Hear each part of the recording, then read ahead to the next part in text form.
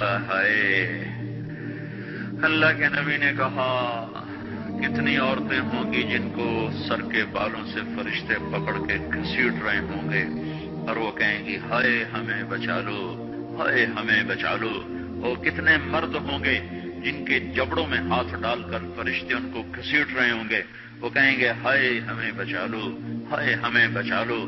تو اس وقت اللہ کہے گا اولم نعمرکم ما یتذکر فیہ من تذکر وجاءکم النذیر، میرے بندے یہ چند آنسو دنیا میں بہا لیتا، جو آج تو کر رہا ہے تو ہائیاں دے رہا ہے، یہ تو دنیا میں دے لیتا تو آج اپنے رب کی رحمت کو دیکھتا۔ تجھے بتانے والے بھی آئے تھے، تمہیں سمجھانے والے بھی آئے تھے، لیکن تو مذاق اڑاتا رہا، تو ان کے ساتھ مستیاں کرتا رہا۔ آج دیکھ ایمان والے کتنے اونچے جا رہے ہیں، جنہوں نے مجھے راضی کیا وہ کتنی بلندیوں کا سفر کر رہے ہیں، اور ان کے ساتھ میں کیا کرنے لگا۔ یہ کامیابی اس کو ملے گی جو اپنا سب کچھ اپنے اللہ پر لگا دے گا، وہ اپنا سب کچھ اللہ کے محبوب صلی اللہ تعالی علیہ وسلم کے طریقے پر لگا دے گا۔ یہ کامیابیاں اس کا مقدر ہیں۔ یہ زندگی چند روزہ ہے، اور آج ایک سیلاب ہے میرے عزیز و مغرب کی تہذیب کا، اس انٹرنیٹ نے اور اس ٹی وی نے اور اس میڈیا نے ہم سے ہمارا سب کچھ چھین لیا ہے، سب کچھ ہمارا چلا گیا ہے، اور سوائے اچھل کود کے، کھیل کود کے اور زندگی کا بھی کوئی منزل نہیں رہی۔ میں آپ سب کے سامنے یہ درخواست کرتا ہوں کہ اپنی زندگی کی منزل طے کرو۔ پہلے یہ سوچو اور سمجھو کہ یہ صبح، یہ شام، یہ دن، یہ رات، یہ جو گزر رہے ہیں مجھے کہاں لے جا رہے ہیں، میرا سفر کدھر کا ہے، میں کہاں جا رہی ہوں، میری آخری منزل کیا ہے۔ اس کے مطابق اپنی زندگی کی ترتیب بناؤ۔ میرے آپ کے نبی نے فرمایا الکیس من دان نفسہ وعمل لما بعد الموت، سمجھدار وہ نہیں جو مشہور ہو جائے، جو عزت اور دولت کو اکٹھا کرے، سمجھدار وہ ہے جو اپنی آخرت کا سامان تیار کرے اور اپنی موت کی تیاری کرے۔ اس پر جو جم جائے گا وہ دنیا اور آخرت میں کامیاب ہے، جو اس سے ہٹ جائے گا وہ ہلاک و برباد ہے۔ فرعون جیسا ظالم بادشاہ جس نے بچے ذبح کر دیے، اس کے دربار میں اس کے بیٹی کی ایک خادمہ تھی، باندھی تھی، اس نے چپ کے کلمہ پڑھ لیا، وہ مسلمان ہو گئی، وہ ایمان لے آئی۔ ایمان ایسی دولت ہے جو چھپے نہیں چھپتا، وہ نظر آتا ہے، جہاں نظر آتا ہے وہاں روشنیاں پھیل جاتی۔ میں جب سے کالج چھوڑا میں کبھی ہوٹلوں میں نہیں گیا۔ یہ 5 اسٹار ہوٹل کا اس وقت ہم جایا کرتے تھے جب کوئی وہاں جانے کا نام نہیں لیا کرتا تھا۔ چھوٹی عمر میں لاہور چلے گئے، ماں باپ جیب میں پیسے ڈال دیتے تھے، وہ سمجھتے تھے پڑھ رہے ہیں، ہم کچھ اور کاموں میں ہوتے تھے۔ تو پھر اس کے بعد میں زندگی میں پہلی دفعہ گیا، ہمارے ایک دوست تھے، ان کی بیٹی کی شادی تھی، تو میں کبھی نہیں جاتا ایسے موقعوں پر، اس قسم کی جگہ پر، لیکن اس نے میری اتنی منت کی کہ میں شرمندہ ہی ہو گیا۔ میں نے کہا اچھا بھائی میں آ جاؤں گا، اور پھر اس نے مجھے تسلی دلائی کہ وہاں سارا الگ الگ ہے، عورتوں کا انتظام الگ ہے، مردوں کا الگ ہے، پی سی لاہور میں۔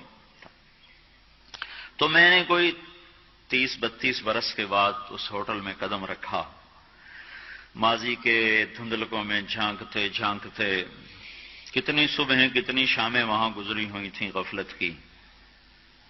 تو میں جب وہاں سے نکلنے لگا کھانے کے بعد، تو عورتیں نکل رہی تھیں، اکثر بے پرد تھیں، تو وہاں گیلری میں مجھے کسی نے روک لیا، وہ مجھ سے بات کرنے لگ گئے، میں کھڑا ہو گیا، دائیں بائیں کچھ اور عورتیں کھڑی تھیں، اتنے میں سب کی نظر پیچھے لگی، عورتوں کی بھی مردوں کی بھی۔ تو مجھے سمجھ میں نہیں آیا کہ یہ نظریں پیچھے کیوں اٹھ رہی۔ کیا دیکھا، میرے قریب سے ایک خاتون گزری جو سر سے لے کر پاؤں تک مکمل برقعے میں، ہاتھوں پہ بھی دستانے تھے اور پاؤں میں جرابیں تھیں، اور ایک بالکل سادہ سا برقع انہوں نے پہنا ہوا تھا۔ جب وہ گزری ہے تو ایک دم سناٹا چھا گیا، سارے عورتوں پر بھی سارے مردوں پر بھی۔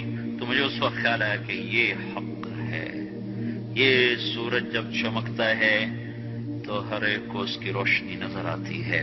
وہ عورت اتنے اعتماد سے گزری، ورنہ ایسے ماحول میں تو جنہوں نے پردے کیے ہوتے ہیں وہ پردے اتار دیتے، سر سے دوپٹے اتار دے، وہ اس میں اس طرح گزری، سب کی نظریں شرم و حیا سے جھک گئیں۔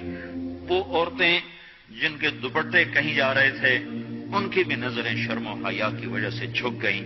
یہ مسلمان عورت کی پہچان ہے، یہ فاطمہ کی بیٹی ہے، یہ خدیجہ کی بیٹی ہے، یہ مغرب کی ننگی بیٹی نہیں ہے کہ جہاں ماں بیٹی کا تصور ختم کر دیا گیا ہے، اب وہ گندگی ہماری طرف پھینکنا چاہتے ہیں، وہ ہمیں یہ گند چاٹنے پر لگانا چاہتے ہیں، اور ہم اللہ کی منت کر رہے ہیں، یا اللہ تو اس نظام کو توڑ دے۔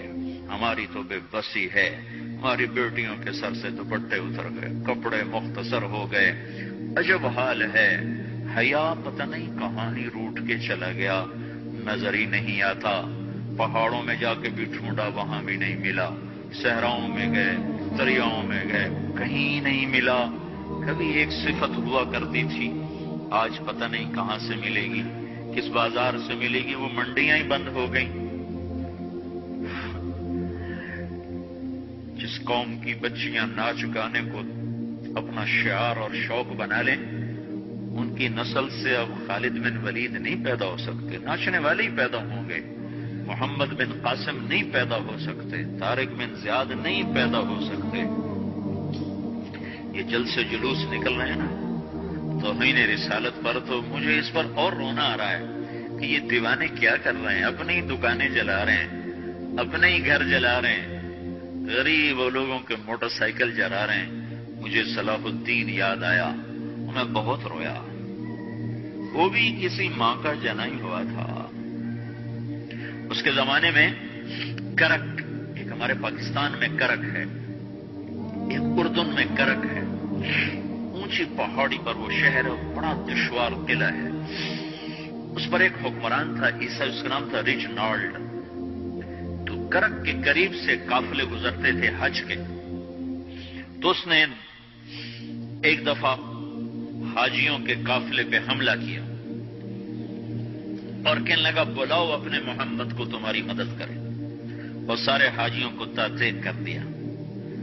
اور دوسری دفعہ اس نے بحری بیڑا تیار کیا اور مدینے پر حملہ کرنے کے لیے وہ بندرگاہ تک پہنچا ینبو کی، لیکن موسمی حالات سازگار نہ تھے تو واپس ہو گیا۔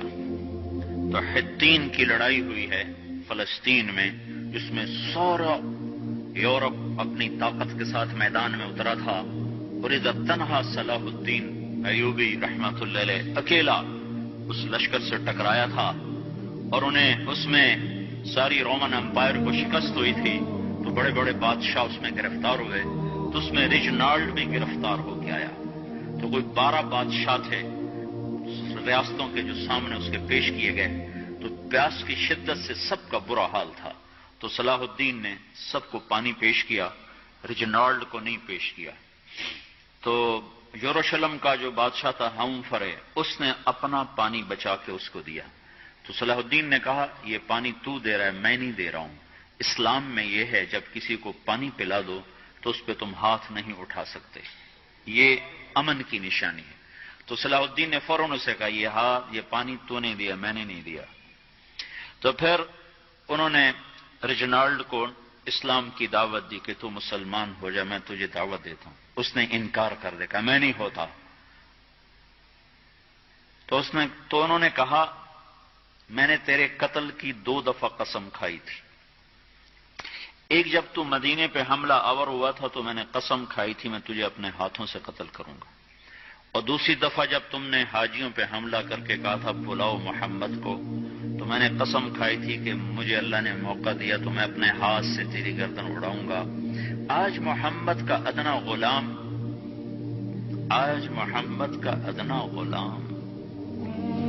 تیری اس بات پر یہ فریضہ ادا کرنے کے لیے آ رہا ہے، اور اپنی تلوار سے اس کی گردن اڑائی، وہ پیچھے لٹک گئی، پوری نہیں اڑی، پیچھے لٹک گئی، خوفناک منظر بن گیا۔ تو سارے بادشاہوں پہ کپ کپی طاری ہو گئی۔ تو صلاح الدین فرمانے لگے ہمارے مذہب میں یہ نہیں ہے، بادشاہوں کے ساتھ ہم بادشاہوں جیسا ہی سلوک کرتے ہیں، پر یہ حدود سے آگے چلا گیا تھا۔ اب مجھے یہ قصہ بھولا ہوا تھا مجھے انہی حادثوں میں، انہیں ہنگاموں میں وہ یاد آیا تو بعض تنہائیوں میں بیٹھ کے بے بسی کے آنسو بہہ جاتے ہیں، اور اس کے سوا کوئی چارہ نہیں ہے۔ ہماری ساری نسل موسیقی میں ڈوب چکی ہے۔ جو بدن سرتال پہ تھرکتے ہوں، جو بدن موسیقی کے اوپر ہلتے ہوں، رقص میں آتے ہوں، ان پہ کانٹے ہی اگیں گے، ان پہ صلاح الدین کا پھول نہیں اگ سکتا، ان میں محمد بن قاسم کے پھول نہیں اگ سکتے۔ پانچ ہو گئی ہے ہماری نسل۔ یہ یورپ کا سحر ہے جو چل گیا ہے، ہماری بے بسی ہے، ہماری بے بسی ہے۔ میں تو بس منت ہی کروں گا، اپنے آپ کو پہچانو، اپنی ہستی حیثیت کو پہچانو، اپنی نسبت بدلو۔ تمہاری نسبت یورپ کے ساتھ ہو کے اگر موت آئی بے قیمت ہو جائیں گے۔ اگر مدینے والے کی نسبت مل گئی تو حضرت فاطمہ کے دائیں بائیں تمہیں بھی کھڑا کر دیا جائے گا، حضرت خدیجہ کے دائیں بائیں تمہیں بھی کھڑا کر دیا جائے گا۔ چند دن ہیں، صبر کر لو، گھٹ گھٹ کے مر جانا ہی بیٹیوں کی روایت ہے۔ مشرق کی بیٹی، اس نے گھٹ گھٹ کے مرنا ہی سیکھا ہے۔ ہاں، یہ آزادی، یہ آوارگی، یہ مغرب کی عورت کا خاصہ ہے۔ اور 18ویں صدی تک مغرب میں بھی کوئی عورت ایسے ننگی نہ تھی، اور گھر کی زندگی تھی۔ 1792 میں لندن میں ایک عورت تھی، میری والسٹون کرافٹ۔ اس نے آزادی نسواں پر سب سے پہلے کتاب لکھی تھی کہ عورتوں کو آزاد کیا جائے۔ اس آزادی کا زہر ہے جو آج بھرا ہوا ہے۔ پھر اسی لندن میں 1792 1998 200 سال گزرے کہ اسی انگلینڈ کا سروے کیا گیا، عورتوں سے پوچھا گیا تم گھریلو خاتون بن کے رہنا چاہتی ہو جو اسی طرح جیسے آج زندگی ہے؟ 98% عورتوں نے کہا ہم گھر کی خاتون بن کے رہنا چاہتی ہیں، لیکن ہمیں خاوند میسر نہیں ہے، ہمیں بوائے فرینڈ ملتے ہیں جو ٹشو پیپر کی طرح مسل کے ہمیں پھینک دیتے ہیں۔ تو اس غلاظت کا انہیں بھی پتہ چل چکا ہے، لیکن اب وہ نکل نہیں سکتے۔ جو نکالنے والے تھے وہ خود اس پر ریچھ گئے۔ نکالنا ہم نے تھا، ایمان والوں نے، ہم خود اس زندگی پر ریچھ گئے ہیں۔ اپنے آپ کو نکالو اس دلدل سے۔ ہماری بیٹی کی عزت یہ نہیں ہے کہ وہ زینت محفل بن کے بیٹھی ہو، ہماری بیٹی کی عزت یہ ہے کہ اس کا ناخن بھی نظر نہ آئے۔ ہماری معراج یہ نہیں ہے کہ وہ اسٹیج پہ ناچ رہی ہو، ہماری معراج یہ کہ وہ رات کی تنہائی میں قرآن کے سامنے بیٹھ کے رو رہی ہو۔ مجھے یاد ہے بچپن میں ہم چھوٹے چھوٹے تھے، ہمارے باپ ہمیں زبردستی مسجد لے جایا کرتے تھے،